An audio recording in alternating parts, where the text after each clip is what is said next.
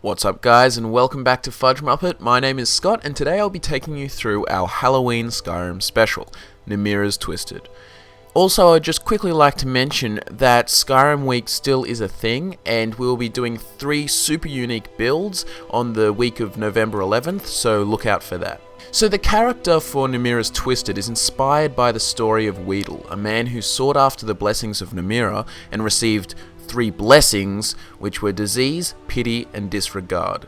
Namira's Twisted is a wretched female redguard, lathered in scars and wrinkles with a blind eye. Once, long ago, she was a respected member of a house in Hammerfell. To make alliances, she was married off to a noble in High Rock. The noble was very domineering and vain, only caring about her looks. After months of mental abuse, she stopped eating, she stopped bathing, she cut her hair short and would take a knife to her face and scar herself. When the man returned from his usual travels, he could not find his wife. He searched and searched, but she could not be found. That same night, a thunderstorm was raging, and he found it difficult to sleep. He saw the silhouette of his wife approaching him in his bed. He was excited for what was to come, assuming that she was going to surprise him in some kind of manner, if you know what I mean. She sat on top of him in bed as a flash of lightning revealed her true hideousness. Before the noble had a chance to react, she planted a knife right through his eye.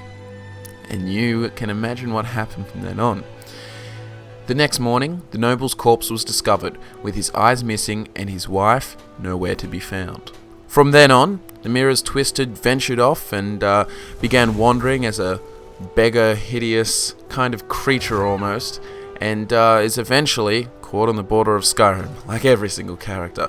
Or, if you have mods, you can use the alternate start mod. Within her journeys of Skyrim, she would find a cannibal cult, worshipping Namira, and embrace it fully.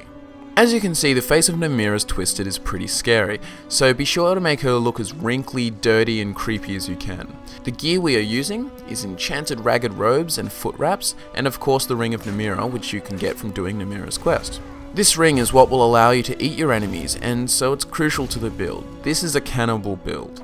The Ring of Namira grants the wearer a boost of 50 stamina and allows them to feed on corpses, which grants 50 health and 50% regeneration for 5 minutes.